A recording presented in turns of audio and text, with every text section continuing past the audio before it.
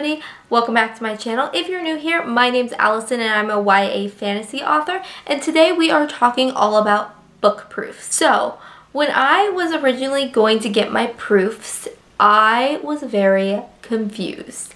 I did not know what to do. I didn't know how to go about getting proofs, and it took a lot of digging on the internet for me to find just a minuscule amount of information on book proofs.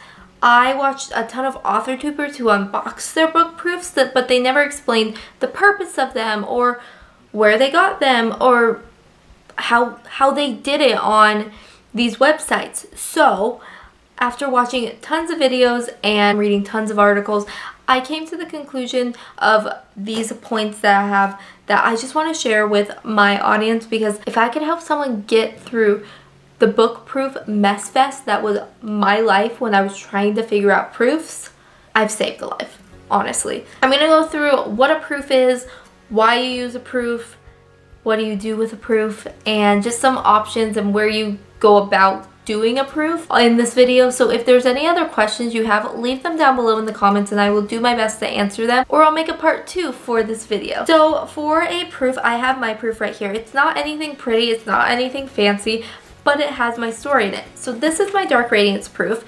It is my book. It looks like this, and it's just a black cover with the name Dark Radiance on it, my name Allison Aldridge, and then this ugly like ring of, I call it death because it says not for resale, and I don't know why they put it on here. I mean, I know why they put it on there, but like, come on. So I went about doing my proof, and I'll get into where I did my proof later, but this is pretty much what a proof is. But pretty much a proof is just your book in its glory. It's all pretty and bound like a book, and you get to see it and feel it and touch it and love it and cry over it about 800 times before you even start editing with it. It's a really exciting time to get your first proof. And the reason I chose to get a proof, this isn't something you have to do, but for me it was a necessity. I needed it because I'm not only publishing as an ebook, I'm also publishing Dark Radiance as a paperback and a hardback edition, because people want options, and I've noticed that a lot of people don't just like paperbacks, or they don't just like hard books, or they don't just like ebooks.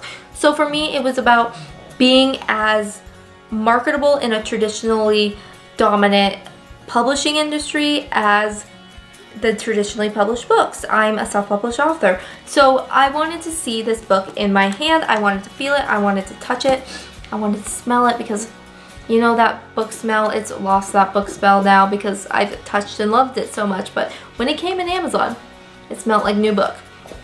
But I wanted to see the formatting exactly how the reader would see it. And that is my number one point.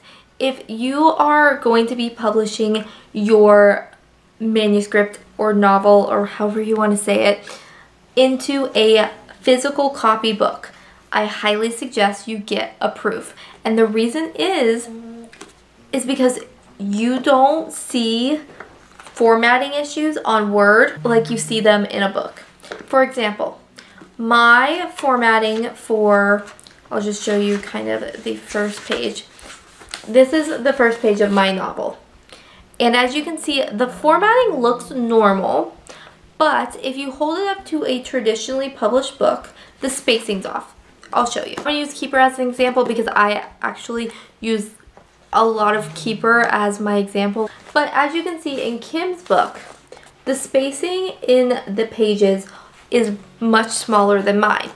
I did not know my spacing in Dark Radiance was off. So when I looked at it, I was like, this looks normal, but it doesn't. So I would hold it up to a traditionally published book, and I was like, oh wow, my spacing's off. So I was able to go back into my Word document, change the spacing so it looked better, and then once I get another proof, when I choose to get another proof, which is probably when I get my book cover, I will be able to see that spacing. Great opportunity for you to look at your formatting since you are your own publishing house technically, and you want to make sure your formatting is not wonky or looks funny, so when a person gets your book they're like, what is this? Is obviously self-published. Traditionally published novels, and see how your formatting looks to them. For formatting, I use a really good formatting video by, I think it was Vivian. It's a really good formatting video that I will link down below. I can't remember who did it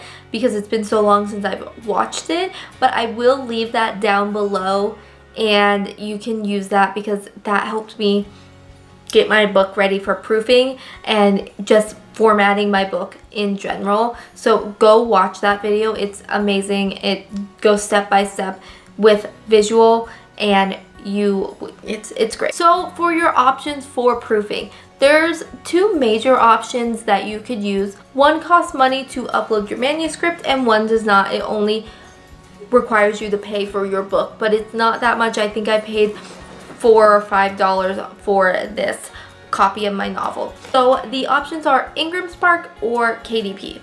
Obviously, I don't know how IngramSpark's proofs are. I will update you when I do because I plan on publishing on IngramSpark because they have the option of doing a hardbound book. Or there's KDP, which I got this proof from. And I'm very pleasantly surprised with this proof. Like, it is a great proof, and it gives me an idea of what I like from KDP and what I don't like. One thing I don't like is the ring of death, as I call it, not for resale sign, but the pages are very high quality, the cover's high quality. It doesn't look like any different than a regular book. Obviously my pages are white. I will get cream pages because that's traditionally published ideal of cream pages more often, and I don't really like gloss because you can see fingerprints everywhere, but depending on my cover I might want a gloss. Like Keeper is gorgeous. I think it needed to be in a gloss, not a matte, but that's like totally different. But you do get a lot of options on KDP when you are uploading. So you upload your manuscript, they give you a little ISBN code on the back for your book. I just uploaded the document. I think it required me to do it in a PDF or some kind of form, so just follow the instructions on the little bar. KDP does a great job of being user-friendly, and that's one thing I wish IngramSpark was more. They're not very user-friendly, and that makes me nervous to use them, but they offer a better option. But then you can go in and just create a little cover for you where you can put your author picture and your author bio along with your synopsis and a front cover. I just did something really simple. I know people who like to make their own covers and make them really pretty and do like different designs, but I'm not an artistic person in that sense, so I did not do that version, but it was really easy. I just chose black. I wrote the title, I wrote my name, I wrote it on the side, did this. I was like, good to go. It took me 2 minutes. So that was really nice. And then you just choose the proofing option and you pay $4 to $5 to Amazon, and Amazon will ship it to you. I got mine in a day because I have Prime, and it was wonderful. Like, I was like, oh, it's gonna take 3 to 5 days. But mine took not that long. I was really surprised. I got it in the same time as I would any Prime package, and I was like, oh my gosh, I'm in love. So that was really, really nice. As I said, I did not use IngramSpark. I have not used it for proofing or anything, but I will make an updated video when it comes to IngramSpark's version of a proof once I do that. As I've said, the benefits of proofing is astronomical if you are going to be doing a physical copy, but also if you're not, you can even just get your book in your hands, read it like a reader would, and you find so many spelling and grammar issues and you're like, how did I miss it? But you're reading it in a different view and a different light, and it's really, really nice to just see it. So I would, even if you're not, it's fun to just have a copy of your book in just a paperback version, even if it's just for you. So my fourth point on my paper is when to get a proof. I think you should get a proof when you're confident enough in your manuscript that you are ready to edit in book form. For me, this was like 5 or 6 rewrites. I would have never gotten a proof until I was confident, and I also waited till after I did my editing session with my editor, because let me tell you, there were so many things that needed to be edited. I think proofing should be one of the second to last things you do, because there's other things that you need to do.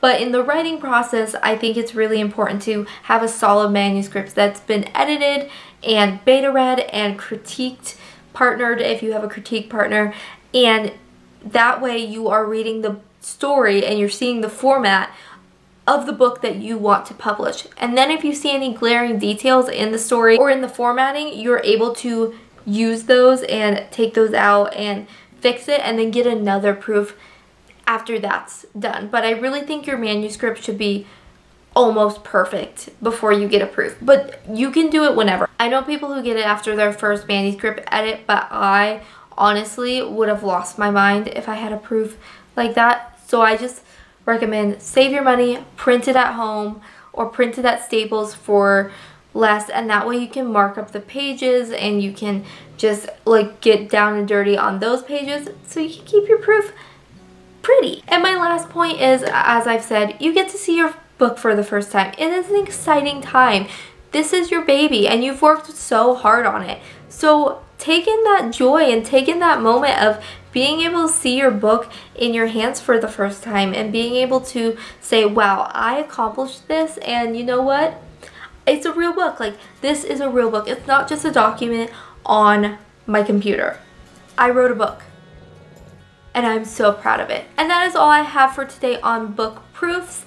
If you want any more information on them, or if you have any more questions, like I said, leave them down in the comments because I'm more than happy to talk about it. If you enjoyed this video and would like to stick around for more, hit that red subscribe button and the little bell next to it so you're notified every time I upload a video. And also give this video a big thumbs up so I know that you enjoyed it. And I will see you next time in Wonderland Loves. Bye!